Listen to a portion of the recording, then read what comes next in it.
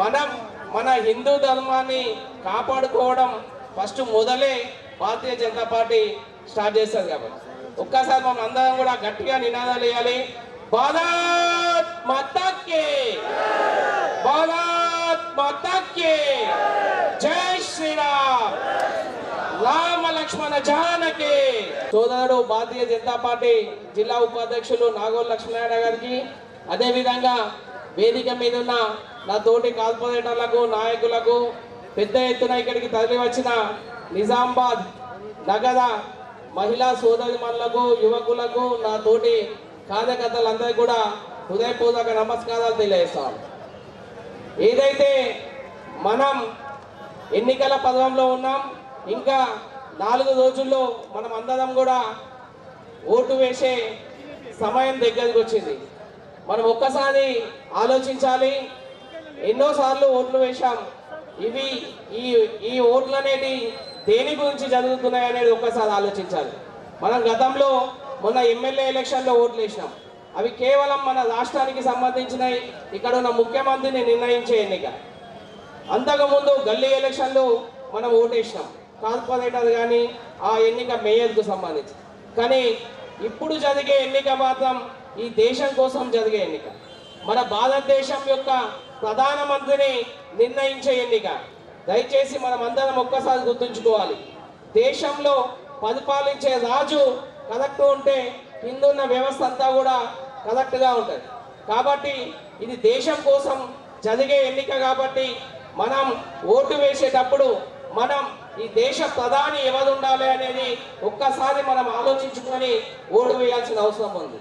ఎందుకంటే ఈ ఓటుతోటి మన దేశ రక్షణకు సంబంధించిన నిర్ణయాన్ని ఈ ఓటు మనకు తెలియజేస్తుంది.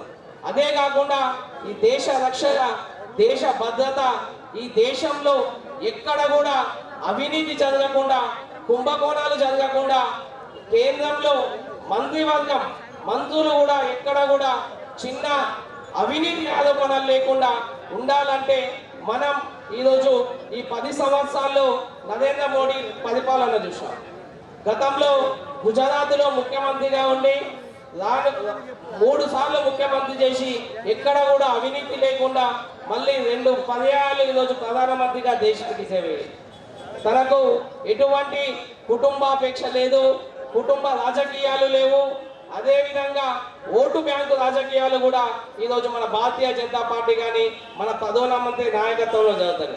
ఒక్కసారి గమనిస్తే మీరు చూస్తూ ఉంటారు, మన నిజామాబాద్ నగరంలో చాలా మంది నాయకులు వెళ్ళి ఆలయాల ముందు నిలబడి టోపీలు పెట్టుకొని వచ్చిన వాళ్ళకు శుభాకాంక్షలు చెప్తారు. అంటే వాళ్ళు గంపగుత్తగా ఆ పార్టీకి ఓట్లు వేస్తారని చెప్పేసి నమ్మకం. అంటే కేవలం ఓటు బ్యాంకు రాజకీయాల కోసం ఈరోజు మన నాయకులందరూ కూడా ఆ విధంగా వ్యవహరిస్తున్నారు. అదేవిధంగా భారతీయ జనతా పార్టీ నిజామాబాద్ నగర కంటేశ్వర్ మండల అధ్యక్షులు సోదరుడు రోషన్లాల్ బోదా గారిని వేదిక మీదకి రావాల్సిందా కోరుతా ఉన్నాం. అదేవిధంగా కిల్లా రామందర్ మండల అధ్యక్షులు గుట్ట వీరేందర్ గారిని వేదిక మీదకి రావాల్సిందా కోరుచున్నాం. దుబ్బ మండల అధ్యక్షులు గడ్డం రాజు గారిని వేదిక మీదకి రావాల్సిందా కోరుచున్నాం. అదేవిధంగా సుక్క మధు గారిని, వినాయక్ నగర్ మండల అధ్యక్షులు సుక్క మధు గారిని వేదిక మీదకి రావాల్సిందా కోరుచున్నాం.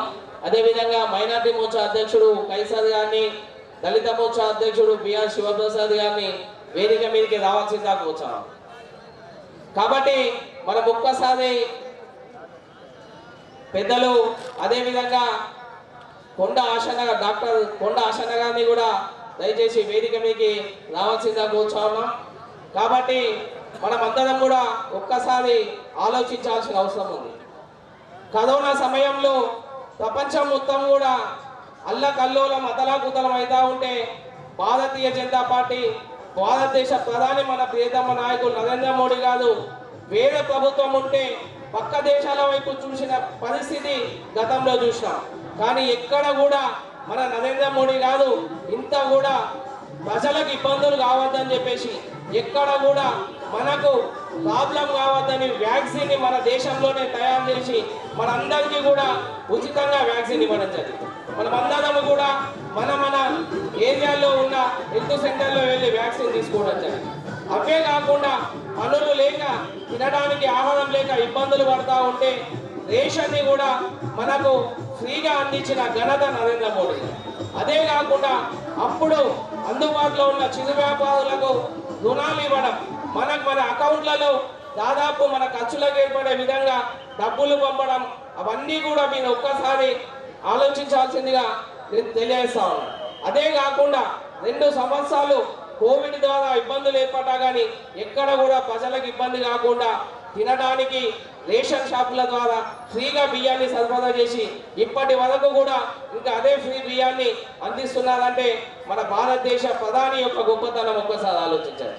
అంతేకాకుండా ఈరోజు గతంలో ఒక బ్యాంక్ అకౌంట్లో మన నిరుపేద ప్రజలకు బ్యాంక్ అకౌంట్లు ఉండక భారత్ మాతా కీ భారతీయ జనతా పార్టీ ఎక్కడ కూడా 5 సంవత్సరాలు అవినీతి లేకుండా అభివృద్ధి ఎజెండాగా ప్రజలందరికీ సంక్షేమ పథకాలు అందే విధంగా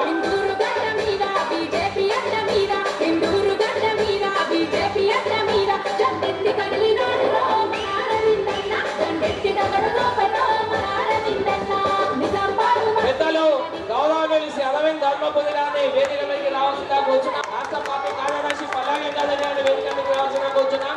అదేవిధంగా గౌరవనీయులు శ్రీమతి కమలై సాయి గారిని వేదిక మీదకి రావాల్సిందిగా కూర్చున్నాం. వారిని చప్పట్లతో స్వాగతించాల్సిందిగా మీ అందరినీ కూడా విన్నవించుకుంటాం.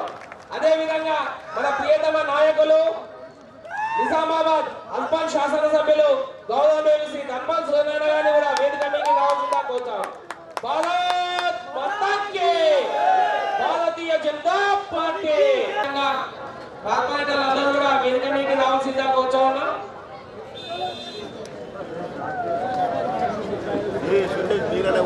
దయచేసి వేదిక ముందున్న వాళ్ళందరూ కూడా వెనుకకు వెళ్ళాల్సిందిగా.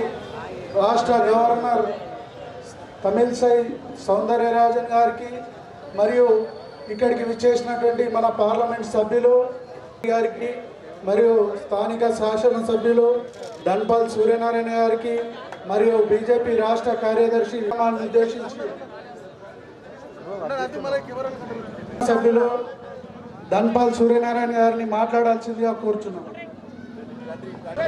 అందరు కూడా 2 చేతులు పైకెత్తి భారత్ మాతా కీ భారత్ మాతా కీ జై శ్రీరామ్. బ్రహ్మాండంగా ఉంది సభ.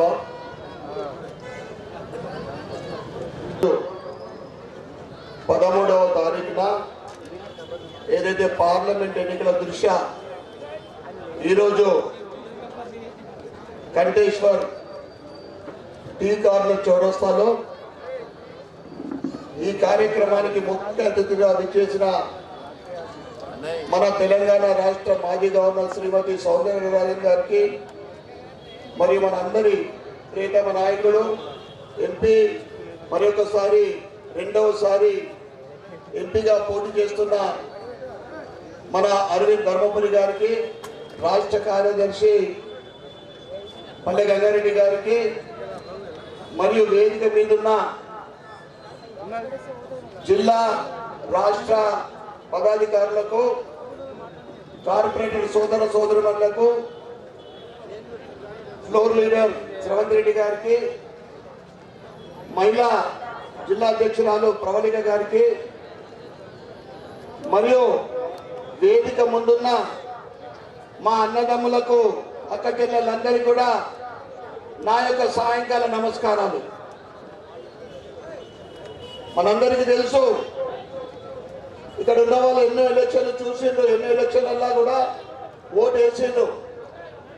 కానీ ఈసారి ఏదైతే ఉందో చాలా డిఫరెంట్ ఎలక్షన్స్. ఎందుకంటే భవిష్యత్తులో దేశ పరిస్థితిని, దేశ చరిత్రను తిప్పగలిగే ఎన్నికలకి.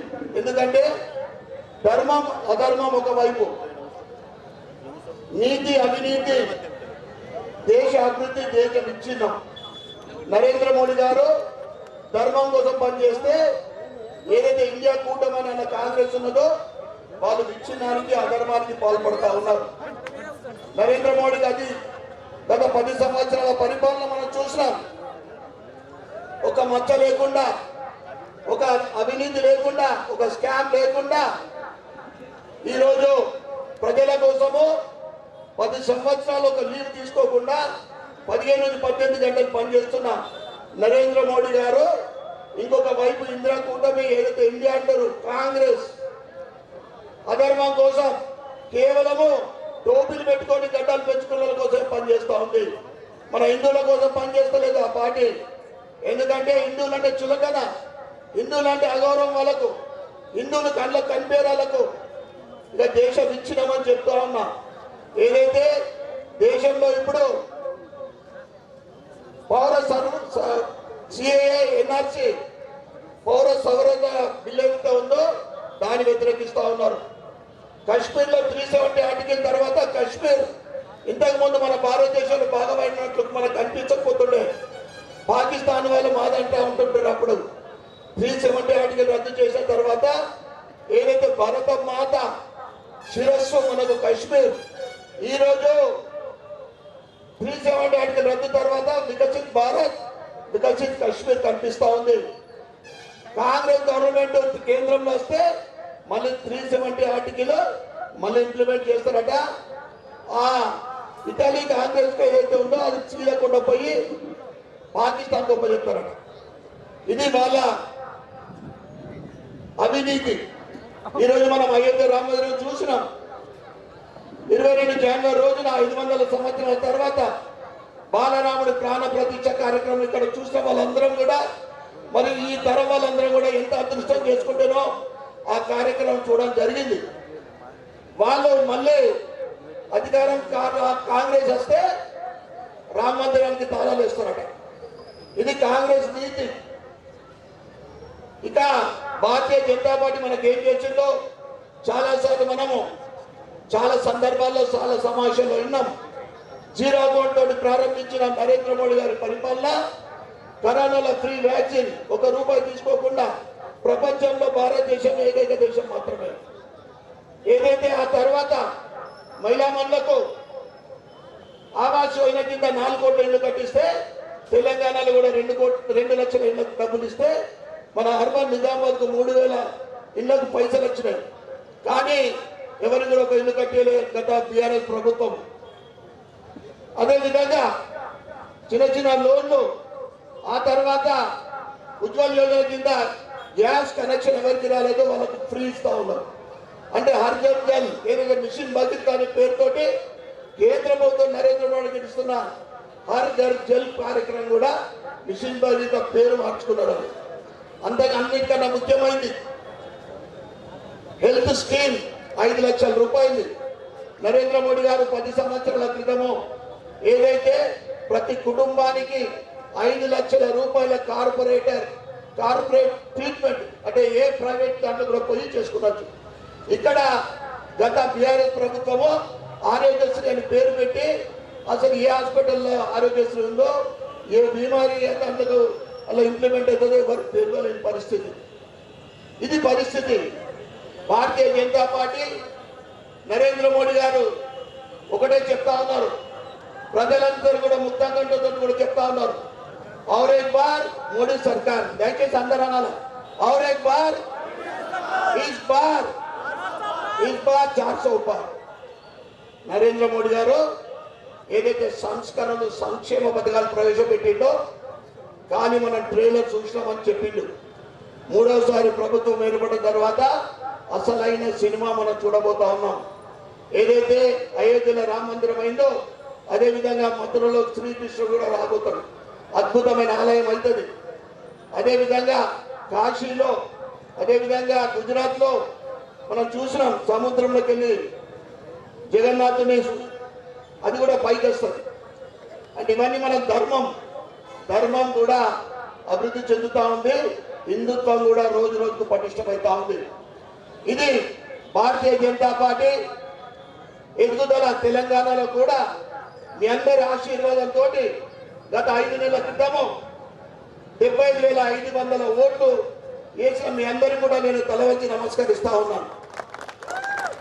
ఇప్పుడు అంతకన్నా ముఖ్యమైన ఎలక్షన్, ఎందుకంటే ఇది ఢిల్లీలో జరుగుతున్న ఎలక్షన్లో దేశ భవిష్యత్తును తేల్చే ఎలక్షన్.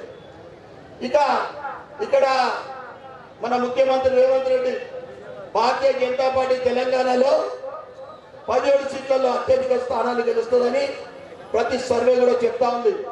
దాంట్లో అత్యధిక స్థానాలలో నిజామాబాద్ పార్లమెంట్ ఏదైతే మన అరవింద్ హనుమత్ ధర్మపురి గారు ఇప్పుడు పోటీ చేస్తా ఉన్నాడో అత్యధిక మెజార్టీ తోటి తెలంగాణలో గెలుస్తున్న పార్లమెంట్ సీట్లలో మన నిజామాబాద్ పార్లమెంట్ అత్యధిక మెజార్టీ తోటి గెలవబోతుందని మీ అందరికీ కూడా తెలియజేస్తా ఉన్నాం. ఇక ఇది తట్టుకోలేక 400 పార్ తర్వాత కామన్ సివిల్ కోడ్, అందరికి ఒకే చట్టం, ఈ విధంగా ఎన్నో సంక్షేమ పథకాలతో పాటు సంస్కరణలు కాబోతా ఉన్నాయి బీజేపీ ప్రభుత్వంలో. ఈయన 400 పార్ అంటే ఎస్సీ ఎస్టీలకు బీసీలకు ఉన్న రిజర్వేషన్ తీసేస్తా ఉంటారు. భారతీయ జనతా పార్టీ మోడీ గారు రిజర్వేషన్ తీసేయడం కాదు, రిజర్వేషన్ అని ఇచ్చింది.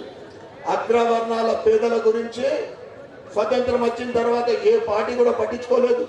10% ఈడబ్ల్యూఎస్, ఎకనామికల్ బ్యాక్వర్డ్ ఉన్న వాళ్లకు ఆర్థికంగా అగ్రవర్ణాల పేదలకు 10% రిజర్వేషన్ ఇచ్చి వాళ్ళ భవిష్యత్తు ఈరోజు చాలా అద్భుతంగా ప్రతి కోర్సులో కూడా మెడికల్ కానీ ఇంజనీరింగ్లో కానీ మంచి సీట్లు సంపాదిస్తూ ఉన్నారు ఆ రిజర్వేషన్ తోటి. అదేవిధంగా రోజు ఒక మాట మాట్లాడుతూ ఉన్నారు, మోడీ అంటే అవినీతి, మోడీ అంటే అవినీతి ఛాంపియన్ అని. నమ్ముతారా? మోడీ గారు 15 ఏళ్ళు సీఎంగా ఉండే గుజరాత్, 10 ఏళ్ళు ప్రైమ్ మినిస్టర్ ఉండే ఆయన పనితనం ఏంటో మనందరికీ తెలుసు. ఇది అవినీతి అంటే మనం ఏ పోస్ట్ కార్డు మీద కూడా అవినీతి నిజామాబాద్ అంటే అది సీదా కాంగ్రెస్ వాళ్ళు ఎదిగిపోతుంది. అవినీతి పుట్టిందే కాంగ్రెస్ ద్వారా. ఇక రాజ్యాంగాన్ని మారుస్తారు, బీజేపీ వాళ్ళు 400 సీట్లు వస్తాయి. రాజ్యాంగాన్ని మీరు 100 సార్లు మార్పు చేసిండ్రు. అంబేద్కర్ గారు రచించిన రాజ్యాంగాన్ని ఒక మనము భగవద్గీతగా భారతీయ జనతా పార్టీ దానికి పాటిస్తున్నాం, ఒక భగవద్గీతగా మనం చూస్తాం దాన్ని. అదేవిధంగా ఏదో ప్రతి మీటింగ్లో ఇక్కడ మన అన్న అరవింద్ ధర్మపురి గారు గెలుస్తుందని 2 సార్లు కూడా ప్రచారానికి వచ్చిండు. ఇక్కడ అభ్యర్థి 100% గెలవడం ఖాయం. కానీ మీ అందరికీ నేను ఒకటే రిక్వెస్ట్ చేస్తా ఉన్నా, ఏదైతే 75,500 ఓట్లు నాకు ఇచ్చిండ్రో అంతకన్నా 20% అంటే 1,00,000 ఓట్లతోటి అరవింద్ ధర్మపురి గారిని మనం నిజామాబాద్ అసెంబ్లీ నుండి మనం ఓట్లు వేయించి గెలిపించాలని మీ అందరు కూడా నేను కోరుతా ఉన్నాను. అదేవిధంగా కాంగ్రెస్ అంటే మామూలు కాదు, అన్ని విషపూరితమైన మాట, నోరిస్తే అబద్ధం. ఈ ఓటుకు నోటు దొంగ, ఇట్లా కొలిస్తే ఒక మూరెడు ఉంటాడు, ఇట్లా కొలిస్తే జానెడు ఉంటాడు. పెద్ద పెద్ద మాటలు మాట్లాడుతూ ఉన్నాడు, నేను వచ్చి ఇష్టం వచ్చినట్లు మాట్లాడుతూ ఉన్నాడు. అన్నిటికన్నా ఇప్పుడు మన రోగాలలో అన్నిటికన్నా ప్రమాదకరమైతే ఏదన్నా క్యాన్సర్ కన్నా ప్రమాదం ఉంది కాంగ్రెస్. ఎందుకంటే మన హిందువుల ఆస్తుల మీద, మన ఆడబిడ్డల బంగారం మీద, మన డబ్బు మీద కన్నుపడ్డది. కాంగ్రెస్ ఢిల్లీలో గెలిస్తే మన ఆస్తుల్ని సగం తీసుకెళ్లి ముస్లిం వాళ్ళకి కట్టబెడతారట. ఒప్పుకుందామా? ఇంత అన్యాయం జరుగుతా ఉంది. కాంగ్రెస్ అంటే వాళ్ళు ఒక మేనిఫెస్టో విడుదల చేసిండు. ఆ మేనిఫెస్టో కేవలము ముస్లిం లీగ్ అంటే కేవలం ముస్లింల కోసమే వాళ్ళు చూస్తూ ఉన్నారు.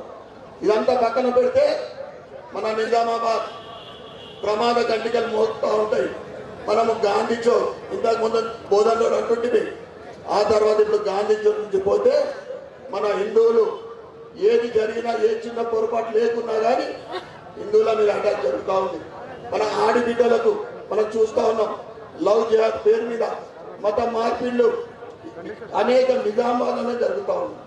అంటే మనమందరం కూడా చాలా జాగ్రత్తగా మనము హుషారు కావాల్సిన సమయం వచ్చింది. ఎందుకంటే వాళ్ళందరూ కూడా ముస్లింస్ అందరూ ముక్త కంఠంతో కాంగ్రెస్ ఓటేస్తా అని మొత్తం సోషల్ మీడియా ద్వారా వైరల్ చేస్తూ ఉన్నారు. మరి వాళ్ళు కాంగ్రెస్ కొట్టేస్తే హిందువులను ఎవరు కొట్టేద్దాం? హిందువులందరూ ఓడికెడతాం. మోడీ గారికి ఓటేస్తే వాళ్ళందరూ కూడా చేతులు పైకెత్తాలని కోరుతా ఉన్నా. అందరికీ కూడా ఏదైతే ధర్మం కోసం పనిచేస్తున్న భారతీయ జనతా పార్టీకి ఓటేస్తారని, ఓటు వేయాలని మీ అందరికీ కూడా కోరుకుంటా ఉన్నాం. ఇక నిన్న సభల నిజామాబాద్ స్మార్ట్ సిటీగా తెస్తారు. పోయిన ఎమ్మెల్యేకే ఆయన రాకుండా చేసిన వాళ్ళిద్దరు దోస్తులే, కాంగ్రెస్ కానీ బీఆర్ఎస్ కానీ. ఎందుకంటే ఇప్పుడు కాళేశ్వరం చూసాం. కాళేశ్వరం ఎలక్షన్లో చెప్పిండు, ప్రచారంలో చెప్పినప్పుడు కాళేశ్వరం 1,00,000 కోట్లతోటి అది ఇలా పగుళ్ళు వస్తే సిబిఐ ఎంక్వైరీ చేపిస్తానని చెప్పి ఇప్పటికి పత్తలేదు. ఇవాళ ఫోన్ ట్యాపింగ్ చూసినాం, ఎక్కడ కూడా సీరియస్గా ఎంక్వైరీ లేదు. వీళ్ళంతా కాంగ్రెస్ కానీ బీఆర్ఎస్ కానీ తోడు దొంగలే. ఇక స్మార్ట్ సిటీ తెస్తున్నాడు. మీ అందరితో ఆశీర్వాదంతో నన్ను బీజేపీ ఎంపీగా ఎమ్మెల్యేగా గెలిపించారు. అరవింద్ ధర్మపురి గారి ఎంపీగా గెలిచిన తర్వాత వారి సహకారంతో కేంద్రంలో భారతీయ జనతా పార్టీ 3వసారి ప్రభుత్వం వచ్చిన తర్వాత నిజామాబాద్ ని స్మార్ట్ సిటీగా తీసుకొచ్చే బాధ్యత మేము తీసుకుంటామని మీ అందరికీ నేను తెలియజేస్తా ఉన్నా. స్మార్ట్ సిటీ అంటే ఏంటి చెప్పాలన్నా, ఇక్కడ నిజామాబాద్ ఎట్లుందంటే మొత్తం సమస్యల వలనే. ఏ రోడ్డు బాగున్నది, డ్రైనేజ్ బాగుండదు, లైటింగ్ సరిగ్గా ఉండదు, చాలా దగ్గర వాటర్ ప్రాబ్లం ఉంది, ఎక్కడ ఏ సర్కిల్ చూసినా పార్కింగ్ లేదు, సర్కిల్ బాగలేదు. అప్పుడు స్మార్ట్ సిటీ అయితే కనీసం 300 నుంచి 500 కోట్లు ప్రతి సంవత్సరము అభివృద్ధి కోసం కేంద్రం నుంచి డైరెక్ట్గా మనకు నిధులు వస్తాయి. అదేవిధంగా ఏదైతే మన హిందువుల గురించి మాట్లాడుతూ ఉన్నారు, అవమానకరమైన మాటలు. ఏదో వీళ్ళంతా రాముడి పేరు చెప్పుకుంటే ఓట్లు వస్తాయా? రాముడిని అవమానించే స్థితికి వచ్చింది వీళ్ళు. నిజామాబాద్ అంటే కాషాయ పడ్డ. ఇప్పుడు కాదు, గత దశాబ్దాల నుండి 10 మంది రేవంత్ రెడ్డిలు వచ్చినా, 10 మంది ఓవైసీలు వచ్చినా, 10 మంది జీవన్ రెడ్డిలు వచ్చినా కానీ నిజామాబాద్ జిల్లా మీద కాషాయం జెండా ఎగరడం ఖాయం. అదేవిధంగా తెలంగాణలో గోల్కొండ జిల్లా మీద కూడా కాషాయం జెండా ఎగరడం ఖాయం. కనుక 13వ తారీఖు నాడు దయచేసి ఏదైతే శనివారం ఆదివారం ఉంది, సోమవారం హాలిడే కాదు, అది హోలీడే. మనం ఎట్లయితే పండుగ చేసుకుంటామో ఇంట్లో పొద్దున 7 గంటలకు మొత్తం కుటుంబ సమేతంగా మన ఇంటి పక్క వాళ్ళని కలుపుకొని, చుట్టాలని స్నేహితులు కలుపుకొని పొద్దున్నే 7 గంటలకు వెళ్ళి పోలింగ్ బూత్ లో 1వ నంబర్ అరవింద్ ధర్మపురి గారు కమలంపు పైన ఓటేసి మీరు పెద్ద మెజార్టీ తోటి, నేను ఏదైతే అరవింద్ ధర్మపురి గారికి మాట ఇచ్చిన్నో 1,00,000 ఓట్లు నా అర్మను చేస్తాయని మీ అందరి సహకారంతో తప్పకుండా 1,00,000 ఓట్లు వస్తాయని నాకు విశ్వాసం కలిగింది. ఏ సభకు వెళ్ళినా కానీ మా హిందూ బంధువులు పెద్ద మొత్తంలో ఆశీర్వదిస్తూ ఉన్నారు. తప్పకుండా మీరందరూ కూడా మరొకసారి మీ అందరికీ చేతులెత్తి వేడుకుంటూ 13వ తారీఖున కమలం పువ్వు పైన ఓటేసి ఏదైతే జూన్ 4 నాడు ఏ ఈఎం వచ్చినా కానీ కమలాలు వికసించాలని మీ అందరికీ కూడా నేను కోరుకుంటా ఉన్నా. ఈ అవకాశం ఇచ్చిన పెద్దలందరికీ ధన్యవాదాలు చెప్పుకుంటూ కమలం పువ్వు గుర్తుకే, కమలం పువ్వు గుర్తుకే భారతీయ జనతా పార్టీ. జై శ్రీరామ్. గారు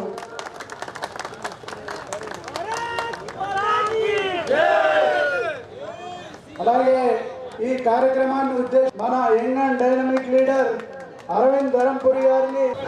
అక్క చెల్లెళ్ళందరికీ నమస్కారం. అన్నదమ్ములందరికీ భారత్ మాతాకి.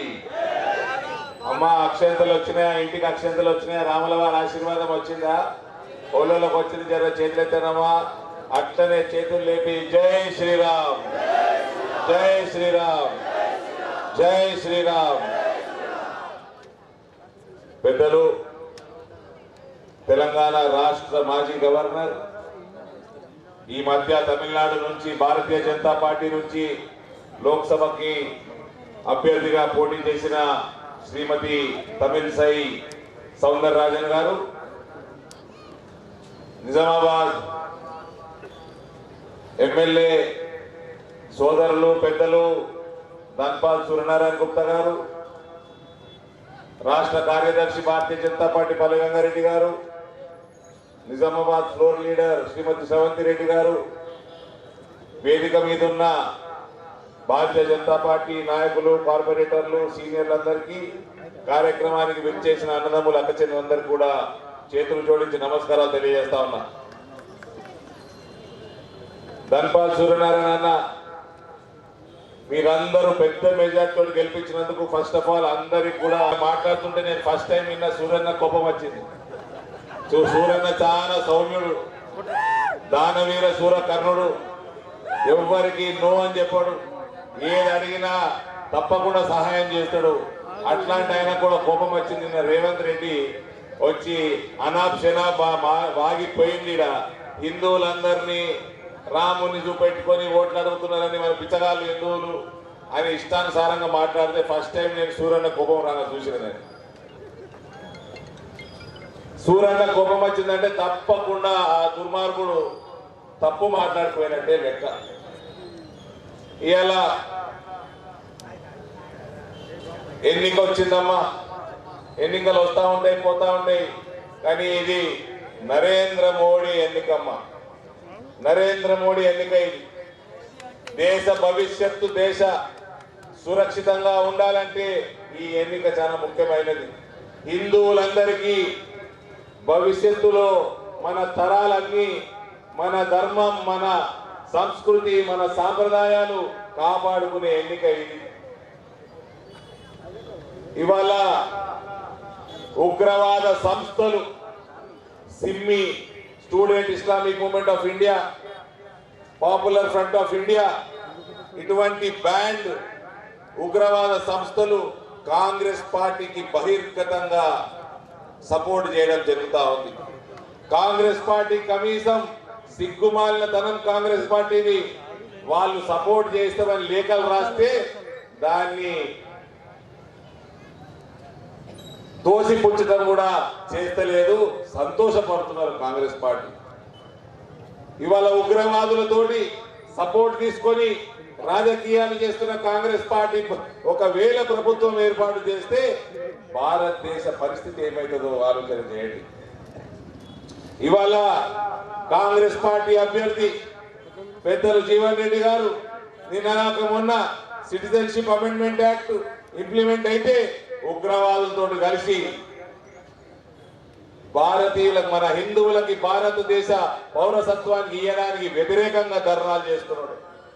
పిఎఫ్ఐ సంస్థ లాంటి ఉగ్రవాదులతో కలిసి బంగ్లాదేశ్ నుంచి వచ్చిన తుర్కోళ్ళు, మయన్మార్కి వచ్చిన రోహింగ్యా తుర్కోళ్ళు, వాళ్ళకు కూడా పౌరసత్వం ఇవ్వాలి అని జీవన్ రెడ్డి గారు ఉగ్రవాదులతో కలిసి కొట్లాడుతూ ఉన్నారు. Uniform civil code Bharatiya Janata party ఇవాళ రేపు జూన్ 4 నాడు 400 స్థానాలకు పైన నరేంద్ర మోడీ గెలిచినాక యూనిఫామ్ సివిల్ కోడ్ పెడతాడు. దానికి వ్యతిరేకంగా జీవన్ రెడ్డి గారు ధర్నాలు చేస్తా ఉన్నాడు. ట్రిపుల్ తలాక్ తీసేసి ముస్లిం మహిళకి ఆత్మగౌరవం కల్పించిన నరేంద్ర మోడీ గారు ట్రిపుల్ తలాక్ కి వ్యతిరేకంగా జీవన్ రెడ్డి గారు ధర్నాలు చేస్తా ఉన్నాడు. రేపు యూనిఫామ్ సివిల్ కోడ్ వస్తే ముస్లిం మహిళల ఆత్మాభిమానం ఇంకా పెరుగుతుంది. ఒక్క మొగుడికి ఒకటే పెళ్ళాం ఉంటది. ఏక్ మియాకు ఏక్ ही बीवी रहती, 4 नहीं रहते, 3 नहीं रहते. अगर जिसको शादी करना है जून 4 से पहले कर लो, 4 जून के बाद दूसरी शादी नहीं होती. ఇవాళ బంగ్లాదేశ్ దుర్గోళ్ళకి పౌరసత్వం ఇస్తే ఇవాళ మయన్మార్కి వచ్చిన రోహింగ్యా దుర్గోళ్ళకి పౌరసత్వం ఇస్తే దేశం ఎంత ప్రమాదకరంగా మారుతుందో యూపీఏ ప్రభుత్వంలో మనం చూసినాం. ఎక్కడ పడితే అక్కడ సీరియల్ బాంబ్ బ్లాస్టులు, బాంబేలో ఉగ్రవాద దాడులు, కశ్మీర్లో ఉగ్రవాద దాడులు, గోకుల్ చాట్ల ఉగ్రవాద దాడులు, లుంబిని పార్క్ లో ఉగ్రవాద దాడులు. రేపు మన నిజామాబాద్ లా ఇందూరు గడ్డ మీద కూడా ఉగ్రవాద దాడులు జరిగితే ఆశ్చర్యం లేదు. ఏం చేస్తున్నాడు నిన్న రేవంత్ రెడ్డి? నిన్న వచ్చింది ఇక్కడికి ముఖ్యమంత్రి అన్న మర్చిపోయి, హుందాతనం మర్చిపోయి మాట్లాడుతా ఉన్నాడు. రాముల వారి బొమ్మను చూపించి ఓట్లు అడుగుతున్నారు, బిచ్చగాలంటున్నాడు హిందువులని. రాముల వారి మందిరం కట్టాలని 1980ల నుంచి భారతీయ జనతా పార్టీ తమ ఎన్నికల ప్రణాళికల ఎప్పటి నుంచో ఉన్నది. మందిరం కట్టడం కోసం బీజేపీ అనుబంధ సంస్థల కార్యకర్తలు అనేక మంది, వేలాది మంది ప్రాణ త్యాగాలు చేసి ఇవాళ సుప్రీం కోర్టు ద్వారా మనం రామ మందిరం కట్టుకున్నాము. మనమేమి ఔరంగజేబు లెక్క వచ్చి మందిరాలు ఊలగొట్టి మస్జిదులు కట్టలే, మందిరాలు కట్టలే. సుప్రీం కోర్టు జడ్జిమెంట్ ద్వారా మనం ఇవాళ రామ మందిరం కట్టుకున్నాము. జనవరి 22 నాడు కలియుగ రాముడు నరేంద్ర మోడీ భారతదేశంలో రామరాజ్య స్థాపన చేసిండు. ఇవాళ ఒకవేళ కాంగ్రెస్ ప్రభుత్వం వస్తే ఇవాళ గుడులని దూషిస్తున్న రేవంత్ ఏమంటాడు? దేవుళ్ళు గుడిలో ఉండాలి, భక్తి గుండెలా ఉండాలి అని రేవంత్ అంటాడు. మరి నీ మస్జిదులకి వెళ్ళి సప్పుడు మా చెవులు ఎందుకు చొర్రాలి? మీ మస్జిదుల సప్పుడు మా చెవులు ఎందుకు చొర్రాలి? రోజుకు 5 సార్లు గయ్యమని తలకాయ వలిగిపోయినట్టు ఆడొకడు ఉన్నాడు. అక్కడ మన ఉత్తరప్రదేశ్ లో ఒక ముఖ్యమంత్రి ఉన్నాడు, బుల్డోజర్. 11,000 మస్జిద్ల స్పీకర్ కనెక్షన్ గా తెచ్చిండు. 35,000 మస్జిద్ల స్పీకర్లు మైక్ల సౌండ్ తగ్గించిండు. ముఖ్యమంత్రి అంటే అందరికి సమానం అంటే అది మిస్టర్ రేవంత్. హిందువుల్ని బిచ్చపోళ్ళు అంటే అదేం సెక్యులరిజం కాదు. మా దేవుళ్ళు ఎక్కడ ఉండాలనో, మా భక్తి ఎక్కడ ఉండాలనో, మా సంస్కృతి సాంప్రదాయాలు ఎట్లా కాపాడుకోవాలనో, మా రాముల వారిని ఎక్కడెక్కడ ప్రాణ ప్రతిష్ఠ చేసుకోవాలనో, రేపు మథురలో కూడా భవ్యమైన కృష్ణ మందిరం కట్టుకోవాలనో లేదో ఈ భారతదేశంలో ఉన్న హిందువులు నిర్ణయిస్తారు, కాంగ్రెస్ పార్టీ కాదు. ఇవాళ చాలా జాగ్రత్తగా వినండి అమ్మా. హిందూరు అన్నదమ్ములారా, అక్క చెల్లెళ్ళారా, ఒకవేళ కాంగ్రెస్ పార్టీ ఈడ గెలిస్తే ఈ బంగ్లాదేశ్ తుర్కోళ్ళు, ఈ మయన్మార్కి వచ్చిన రోహింగ్యా తుర్కోళ్ళు బోధన్న దొంగ పాస్పోర్ట్ తీసుకున్నారు. ఇక్కడ ఉన్న మస్జిద్ కమిటీలన్నీ మస్జిద్లలో వాళ్ళకి షెల్టర్ ఇస్తాయి. అక్కడ కూర్చొని వీళ్ళందరూ వచ్చి భారతదేశంలో వచ్చి చేసేదేంటి? సీరియల్ బాంబ్ బ్లాస్ట్, మతతత్వ విద్వేషాలు, కమ్యూనల్ రైట్స్, మన మహిళల్ని మన ఆడపిల్లల్ని లవ్ జిహాద్ అని మత మార్పిడి చేయడం, చేసుకోకపోతే మర్డర్లు చేయడం. నిన్నగాక మొన్న కర్ణాటకలో కాంగ్రెస్ పార్టీ ప్రభుత్వం ఉన్నది. కాంగ్రెస్ పార్టీ కార్పొరేటర్ బిడ్డని ప్రేమించకపోతే ఒక తుర్గపోరడు 9 సార్లు పొడిసి కాలేజీలో మిట్ట మధ్యాహ్నం చంపేసింది. 4 నెలల కింద ఢిల్లీలో ఒక ముస్లిం యువకుడు మన అమ్మాయిని పెళ్లి చేసుకొని పెళ్లైనాక మతం మారుమని ఒత్తిడి తీసుకొస్తే ఆ అమ్మాయి చేసుకోకపోతే 30 ముక్కలు నరికేసి ఫ్రిడ్జ్ లో పెట్టింది. ఇది భారతదేశంలో జరుగుతా ఉన్నది. రేపు నరేంద్ర మోడీని మనం 400 సీట్లు ఇవ్వకపోతే నరేంద్ర మోడీ గారు నిన్నగాక మొన్న 6వ తారీఖు నాడు మాట్లాడుకుంటూ నాకు 400 సీట్లు ఇవ్వండి, లేకపోతే కాంగ్రెస్ పార్టీ వాళ్ళు అయోధ్యలో మన రామ మందిరానికి బాబరీ తాళం వేస్తాడు అని చెప్తున్నాడు. అంత పెద్ద మనిషి. ఇప్పుడన్నా మనం కళ్ళు తెలుసుకోవాలి. ఇవాళ అభివృద్ధి విషయానికి వస్తే దగ్గరికి కాంగ్రెస్ పార్టీ వాడు రాడు, నరేంద్ర మోడీ దగ్గరికి రాడు. అభివృద్ధి విషయాలు మనం 5 సంవత్సరాలు మాట్లాడుకుంటా ఉన్నాం. ఈ పట్టణంలో, ఈ జిల్లాలో, ఈ పార్లమెంట్ లా 2019 వరకు ఒక రైల్వే ఓవర్ బ్రిడ్జ్ ఉండే. అది డి శ్రీనివాస్ గారు 1990లో గంచుకాడ కలిపి కట్టించాడు. ఇవాళ ఈ 4 ఏళ్లలో మనం 7 రైల్వే ఓవర్ బ్రిడ్జ్లు కట్టుకున్నాం, 2 కేంద్రీయ విద్యాలయాలు కట్టుకున్నాం, అనేక నేషనల్ హైవేలు, వేల కోట్ల రూపాయల నేషనల్ హైవేల పనులు నడుస్తున్నాయి. కొత్త కొత్త రైల్వే లైన్ల పనులు నడుస్తున్నాయి. రైల్వే స్టేషన్లు ఆధునీకరణ అవుతున్నాయి. 40 ఏళ్ల నుంచి ఎవరికి చేతగాని పసుపు బోర్డు మనం తెచ్చుకున్నాము. పసుపు రేట్లు 20,000 దాటించినాము. ఇవాళ దాన్పాలన్న ఉన్నాడు ఇక్కడ. ఏనాడైతే ఇందూరు ప్రజలు దాన్పాలన్నని ఎమ్మెల్యేగా ఎన్నుకున్నారో ఆనాడే పొలిటికల్ గా ఇందూరు స్మార్ట్ సిటీ అయింది. రేపు పార్లమెంట్ ఎన్నికలు అయిపోయినాక టెక్నికల్ గా కూడా ఇందూరు స్మార్ట్ సిటీ అవుతుంది. అభివృద్ధి చేసుకుంటాం. ఇందూరు పట్టణ అభివృద్ధి కూడా చేసుకుంటాం. రోడ్లు బ్రహ్మాండంగా చేసుకుంటాం. మంచినీళ్ళ ఇబ్బంది తొలగిస్తాం. ఇవాళ గాంధీ చౌక్ ఇవతల గాని అవతల గాని మర్యాదగా ఎట్లా బతకాలనో నేర్పిస్తాం. మళ్ళా మర్చిపోవద్దు, ఏక్ మియాకు ఏకీ బీవి. పొద్దున గుడ్ మార్నింగ్ చెప్పి పోతారు కదా, మళ్ళా సాయంత్రం వచ్చి గుడ్ ఈవినింగ్ కూడా అలాగే చెప్పాలి. 4 जून से पहले कर लो, कोई शादी करना है, बाद में नहीं करने देते. ముస్లిం మహిళలు కూడా కుదుతారు. ఈసారి కమల పువ్వుకి ముస్లిం మహిళలు కూడా కుదుతారు. ఇక మన మాజీ గవర్నర్ గారు మనని ఉద్దేశించి మాట్లాడతారు. కాబట్టి శ్రీమతి తమిళసై సౌందరరాజన్ గారిని 2 విషయాలు మన ముందర ఉంచాలని కోరుకుంటూ సెలవు తీసుకుంటా ఉన్నాను. మీ అందరి ఆశీర్వాదము మే 13 నాడు నరేంద్ర మోడీ గారికి ఉంటుందని ఆశిస్తూ, దయచేసి అందరికి రిక్వెస్ట్, ఓటింగ్ శాతం, హిందువుల ఓటింగ్ శాతం పెంచండి.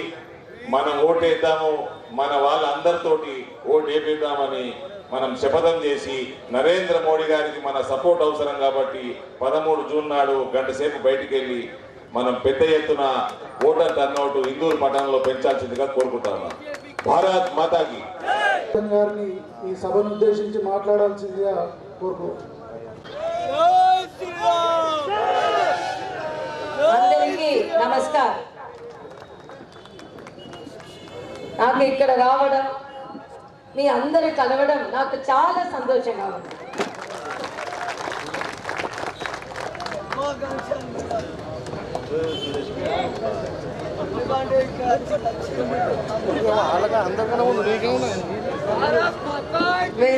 తమ్ముడు సోదరుడు అరవింద్ ధర్మపురి గారికి, లెజిస్లేట్ ఎమ్మెల్యే ధనబాల్ సూర్యనారాయణ గారికి, స్టేట్ సెక్రటరీ పల్లె గంగారెడ్డి గారికి, Nizamabad municipal corporation floor leader Goppadi Shravarthi Reddy గారికి, district general secretary Nayanam Raju గారికి, district assembly coordinator Neegallo Lakshminarayana గారికి, ఆల్ కార్పొరేటర్స్, మీరు అందరికీ నమస్కారం. నేను ఒక ప్రశ్న అడుగుతున్నాను. బీఆర్ఎస్ కు ఓటు రాసిన ఎవరు ప్రధాని? కాంగ్రెస్ కు ఓటు రాసిన ఎవరు ప్రధాని? వేసిన ఎవరు ప్రధాని? బీజేపీకు ఓటు వేసిన ఎవరు ప్రధాని? మోడీజీ. Strong leader Modiji. మీ అందరూ కమల పువ్వు గుర్తు ఓటు. మీ అందరూ సంతోషంగా ఆనందంగా ఉండాలని నేను దేవుడును ప్రార్థిస్తున్నాను, కోరుకుంటున్నాను. ఈ దేశం అభివృద్ధి చెందాలి. ఈ దేశం సురక్షితంగా ఉండాలి. ఈ దేశం ఆరోగ్యంగా ఉండాలి. ఇవ్వండి జరగాలంటే మోడీజీ ప్రధాని కావాలి. అదే విధంగా నిజామాబాద్ అభివృద్ధి చెందాలి. నిజామాబాద్ సురక్షితంగా ఉండాలి. దేశం ఆరోగ్యంగా ఉండాలి. ఇవ్వండి జరగండి అరవింద్ ధర్మపురి తమ్ముడు ఎంపీ కావాలి.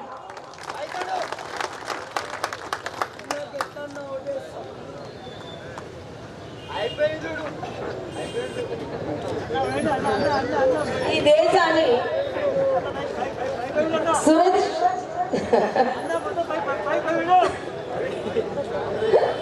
ఈ దేశాన్ని సురక్షితంగా ఉండాలంటే మోడీజీకి ఓటు వేయండి. దేశానికి బలమైన ప్రధాని కావాలి అంటే మోడీజీకి ఓటు వేయాలి. దేశంలో పేదరికాన్ని నిర్మూలించాలంటే మోడీజీకి ఓటు వేయాలి. అందుకే మోడీజీకి ఓటు వేయాలి. ఇక్కడ మంచి అభ్యర్థి మన తమ్ముడు అరవింద్ ధర్మపురి గారు. మన తమ్ముడు సోదరు అరవింద్ ధర్మపురి రైతుల మిత్రుడు. స్పైస్ బోర్డ్ ఏర్పాటులో విజయం సాధించారు. అరవింద్ ఫౌండేషన్ స్థాపించి చిన్నారులకు సేవందించారు. సూటిగా మరియు ధైర్యంగా మాట్లాడతారు. ఎల్లప్పుడూ తిలక్ ధారణ ధరించి ఉంటారు. ఆయన తన జీవితాన్ని మోడీజీకి అంకితం చేశారు. ఆయన కుటుంబం జనసంఘలో నిమగ్నమైన ఉంది. మాజీ ముఖ్యమంత్రి కుమారతిపై పోటీ చేసి గెలుపు ఉంటిన ఘనత ఈంతే. వారు కవిత 2019 ఎలక్షన్లో ఇక్కడ ఉన్నారు, ఇప్పుడు జైల్లో ఉన్నారు.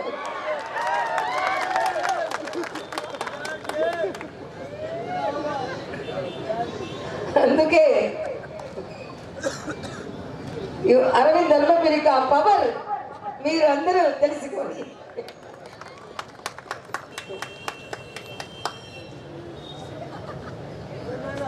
ఈ దేశం సురక్షితంగా ఉండాలి, ఆరోగ్యంగా ఉండాలి, ఈ దేశం సంతోషంగా ఉండాలి.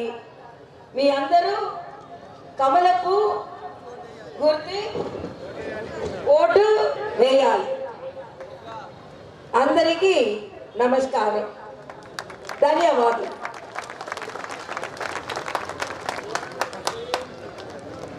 ఈ సభ కంటే ముందు అక్క చెల్లెల్లో ఒకటి కొన్ని గుర్తు చేస్తా. కాంగ్రెస్ పార్టీ కూడా మనకు మోసం చేసి గద్దెనెక్కిండమ్మా. ఇవాళ మనకి కళ్యాణ లక్ష్మి అన్నాడు, తులం బంగారం ఇస్తున్నాడు అమ్మా. పెళ్లిలైతే 4,000 పెన్షన్, ఆసరా పెన్షన్ 4,000 అన్నాడు, ఇస్తున్నాడు అమ్మా. 2,500 ప్రతి మహిళకి ఇస్తున్నాడు అమ్మా, ఇస్తలేడు. రైతులకు 500 ఇస్తలేడు. 15,000 రైతు భరోసా చేయలేదు. 2 లక్షల రుణమాఫీ చేయలేదు. మన అక్క చెల్లెల్ని ఆడపడుచుల్ని మోసం చేసిండు, అన్నదాతల్ని మోసం చేసిండు, యువతని నిరుద్యోగ వృత్తి ఇస్తా అని ఇవ్వకుండా మోసం చేసిండు. మనమందరం రోజు మనం మొక్కుతాం కదమ్మా, పూజలు చేస్తాం కదమ్మా. ఆ పూజలల్లో ఎవరెవరైతే మోసం చేసిండు, కాంగ్రెస్ పార్టీ మోసం చేసి గద్దెనెక్కింది అనుకున్న వాళ్ళు ఒక్కసారి చేతులెత్తురమ్మా. మీ అందరికి నాది చేతులు జోడించి ఒకటే రిక్వెస్ట్, మీ అందరు అనుకుంటే మీ అందరు పూజలల్లా మనందరిని మోసం చేసి గద్దెనెక్కిన కాంగ్రెస్ ప్రభుత్వం ఎక్కువ రోజులు ఉండొద్దు. కాబట్టి మీ అందరి పూజలల్లా ఈ కాంగ్రెస్ పార్టీ తొందరగా ప్రభుత్వం కూలిపోయి తెలంగాణలో కూడా నరేంద్ర మోడీ గవర్నమెంట్ రావాలని మీరు దేవుణ్ణి ప్రార్థిస్తే అతి త్వరలో మనకి రామరాజ్యం తెలంగాణలో కూడా వస్తుందని తెలియజేస్తూ, ఇప్పుడు ఏదో జాయినింగ్స్ ఉన్నాయి, మన లక్ష్మీనారాయణకి ఇస్తా ఉన్నాం. ఈరోజు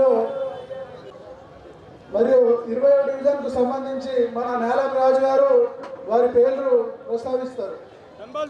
అదేవిధంగా దుర్గా ప్రసాద్ కూర్చున్నాం, ముడ్లన్న గారిని, అదేవిధంగా ముడ్లన్న గారిని కూడా వేదిక మీదకి రావాల్సిందిగా కూర్చున్నాం. అదేవిధంగా దుర్గా ప్రసాద్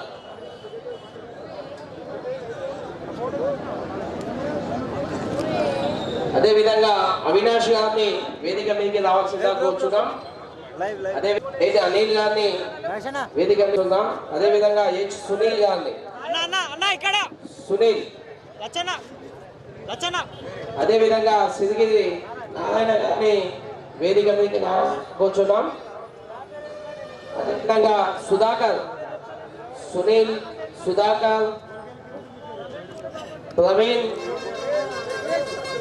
పెంటయ్య అదేవిధంగా మధు మధు సిహెచ్ అజయ్